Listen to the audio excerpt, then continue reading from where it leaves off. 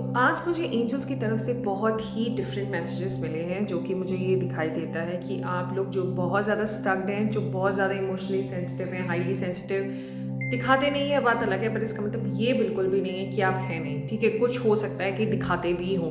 ठीक है, तो जिसके भी लिए या जिस भी सिचुएशन के लिए आप अभी तक हैं, उसके पीछे बहुत ऑब्सेस्ड हैं या फिर उसके पीछे पड़े हुए हैं। मतलब एक होता है ना, कभी कभी हमने इतना टाइम इन्वेस्ट किया होता है किसी एक चीज़ में, चाहे वो करियर हो या किसी पर्सन में हो, हमने बहुत कुछ इन्वेस्ट किया है, तो हम उस चीज़ को खोना नहीं चाहते, है ना।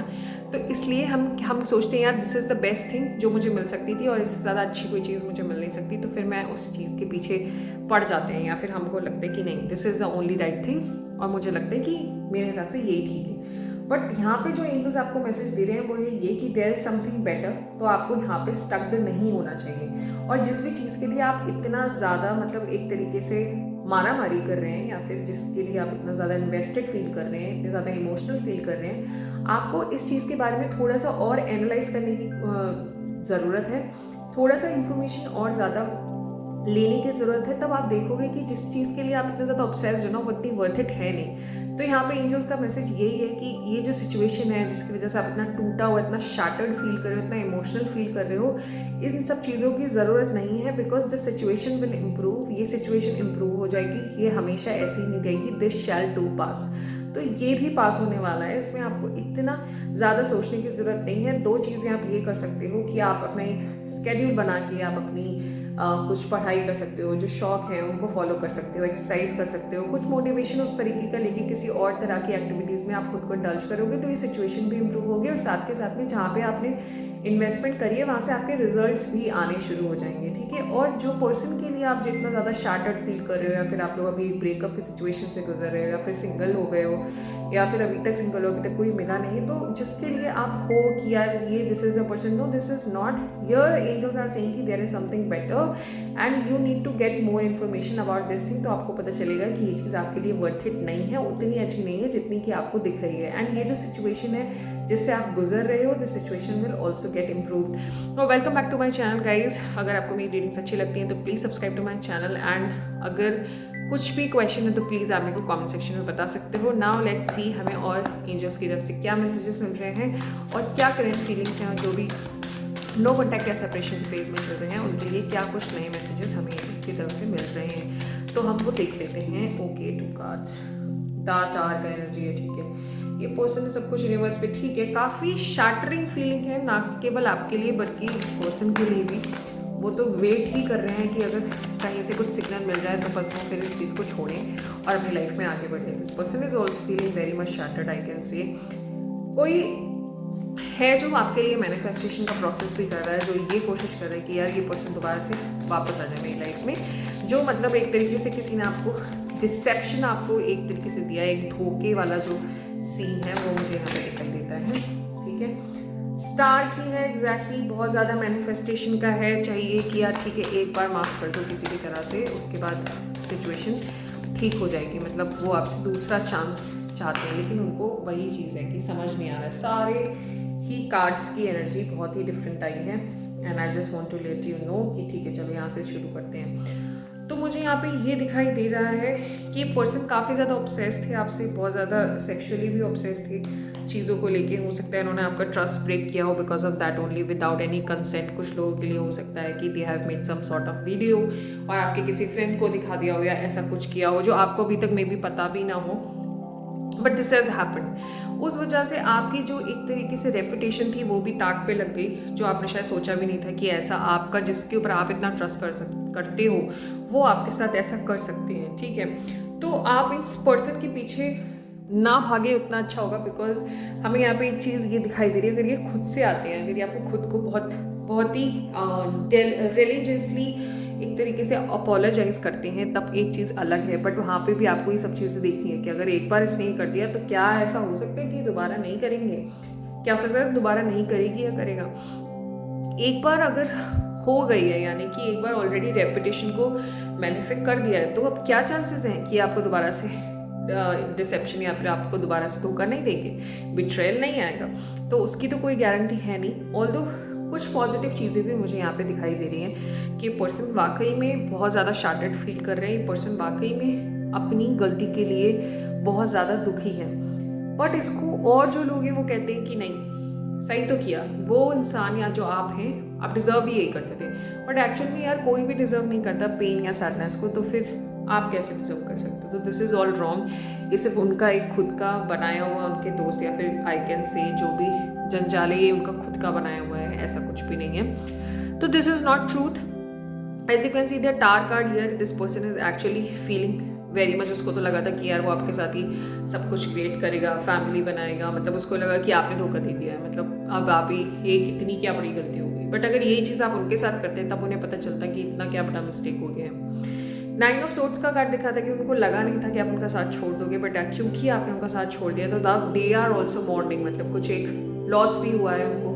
काफ़ी हो सकता है कि काफ़ी नियर एंड डियर वंस में से कहीं से कोई सैड न्यूज़ मिली हो, जिस वजह से भी ये पर्सन काफ़ी ज़्यादा ट्रॉमेटिक सिचुएशन में उनको लगा था कि यू विल कम बैक अब, बट तब भी आप नहीं गए। तो वो ये पर्सन अलग ही एक्सपेक्ट कर रहे हैं। इनकी खुद ही एक दुनिया बना रखी है इन्होंने क्लाउड्स की कि हाँ सब कुछ अच्छा हो जाएगा। And this person is also manifesting you, they are trying hard. में बहुत पॉसिबिलिटी है कि थ्रू समबडी आप तक कोई मैसेजेस पहुंचाने की कोशिश कर रहे हो, बट अब आपने अपना मन एक तरीके से बना लिया है कि यार बस अभी इतना हो गया, इससे ज़्यादा आपको नहीं करना है, यानी कि अब आपको वही सेम चीज़ें रिपीट नहीं करनी। तो आपने भी अपना मन एक तरीके से प्रिपेयर कर लिया है कि यार नहीं चाहिए। और अगर आपका मन पिघल भी रहा है तो एंजल्स के मैसेजेस यहाँ पे यही थे कि आपको थोड़ी सी और इन्फॉर्मेशन इस पर्सन के सामने बारे में निकालना चाहिए। मतलब मान लो कि आपसे मिलने आ रहे हैं और बीच में एक्सीडेंट हो गया है, ठीक है, ये वो आपको कह रहे हैं, बट सिचुएशन कुछ और हुई है कि सिर्फ आपको बोल के सिर्फ आपके सामने आके बोल रहे हैं कि अरे मैं तो आपसे मिलने के लिए आ रही थी और बीच में मेरा एक्सीडेंट हो गया और इस वजह से चोट लग गई, just I wanted to see you. तो यार ऐसे इतना मैनिपुलेटिव होना, दिस इज़ नॉट राइट। ठीक है, जो भी है जैसा भी है आपको मुंह पे बोलना चाहिए, बिकॉज वो ज़्यादा बेटर होता है कि अगर आप अपनी हार्ट की जो फीलिंग्स है उसको क्लियर रख पाओ। ठीक है, तो आप अगर किसी इंसान को मैनिपुलेट कर रहे हो then this is wrong. 7 of swords दिखाता है कि ये वेट करते रहेंगे, ऑल्दो ये चाहते हैं, मतलब इनको ऐसा लगता है कि ठीक है जो कुछ भी हुआ या आपकी मिस्टेक थी तो फिर भी ये पर्सन आपको सेकंड चांस देंगे। ठीक है, और अगर आपकी नहीं भी थी तो the person will come to you and they ask you for the second chance कि यार प्लीज सेकंड चांस दे दो।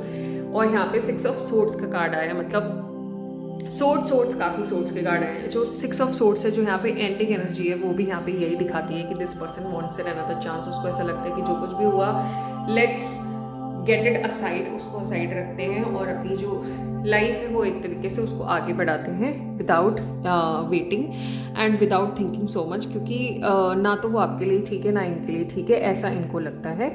Although if this person is a narcissist I would obviously suggest you कि please reconsider your thoughts and always analyse जो भी आप करना चाह रहे हो, क्योंकि अगर आप एक उसमें फंस गए देन फिर आपको समझ नहीं आएगा। जैसे for example if I tell you कि आपसे अगर मैं पूछूं कि आप इस पर्सन से क्यों प्यार करते हो या फिर क्या रीज़न है, तो अगर आप ऐसे आपके आंसर्स अगर ये हैं कि मुझे नहीं पता, मतलब I don't know why I love this person so much, but एक और है आई थिंक हम बहुत प्यार करते हैं because of this, then this is not something which is a solid thing you are saying, because किसने कहीं ना कहीं आपको मैनिपुलेट किया है। This person is a love bombarder और आई कैन से नार्सिसिस्ट हो सकते हैं, मतलब I just don't want to take this name, काफ़ी हार्श वर्ड है बट कुछ लोगों के लिए हो भी सकता है ना।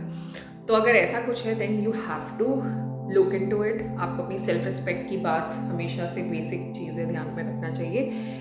इन दैट केस अगर ऐसा नहीं होता है, दूसरा क्वेश्चन का अगर आप आंसर मुझे ये देते हो कि यार because this person respects me I also respect them, और हमारा जो बेसिक फाउंडेशन है वही रिस्पेक्ट पे बना हुआ है, एंड चाहे कुछ भी हो जाए इवन हमारे पर्सपेक्टिव्स डिफरेंट होते हैं तभी भी we listen to each other, and अगर हम सेम ओपिनियन के होते हैं तो वो प्यार फिर और ज़्यादा बढ़ जाता है, यानी कि बॉन्डिंग और ज़्यादा अच्छी हो जाती है, बिकॉज कहीं ना कहीं हम एक दूसरे को अंडरस्टैंड करते हैं, एक दूसरे की चीज़ों की रिस्पेक्ट करते हैं।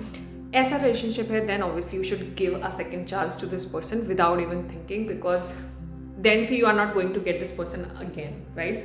Because if you will lose this person then you have lost it for forever. So this is not something which I'll suggest you, and the cards are also saying that कि चाहे कितनी भी चीज़ें हुई हैं but yet आप लोग एक दूसरे के साथ आना चाहते हो, एंड मुझे यहाँ पे एक होप तो दिखाई दे ही रही है, बिकॉज 6 ऑफ सोर्ड्स जो यहाँ पे एंडिंग एनर्जी है, जो यहाँ पे प्रॉपर जो शिफ्टिंग एनर्जी है वो यहाँ पे हमें यही मैसेज दे रही है कि जो होप है वो तो लूज़ नहीं हुई है, ना आपकी तरफ से ना उनकी तरफ से। तो आप लोग इसको एक सेकंड चांस ज़रूर देना चाहोगे, चाहे कितनी भी बैड सिचुएशन हुई, बट ऐसा लगता है कि ठीक है यार, let's forgive it, let's start it afresh. And जो हमने चीज़ें की थी, हम एक लिस्ट बना लेते हैं, हम इसको दोबारा से नहीं करेंगे, हमने इसको एनालिसिस कर लिया है, and this is something which we don't want to repeat again in the future. तो yes, this was the reading from my side guys. If you like it then please subscribe to my channel, and अगर आपको अच्छी लग रही है तो please आप अपने फ्रेंड्स के साथ भी शेयर कर सकते हैं। अगर आपको लगता है कि कोई ऑलरेडी काफ़ी ज़्यादा दुखी है एंड आपको लगता है कि उसको इस वीडियो की ज़रूरत हो सकती है, then please share this. And if you have any questions, आप मुझे या तो कमेंट में पूछ सकते हैं, या फिर आप मुझे ईमेल कर सकते हैं अपनी स्टोरीज़, या आप मुझे इंस्टाग्राम पे भेज सकते हैं। इंस्टाग्राम का मेरा हैंडल है शक्ति द हीलर, SHAKTITHEHEALER। तो और आप अपने सेशंस भी बुक कर सकते हैं। Thank you so much guys for hearing me out. We'll meet in another session very soon.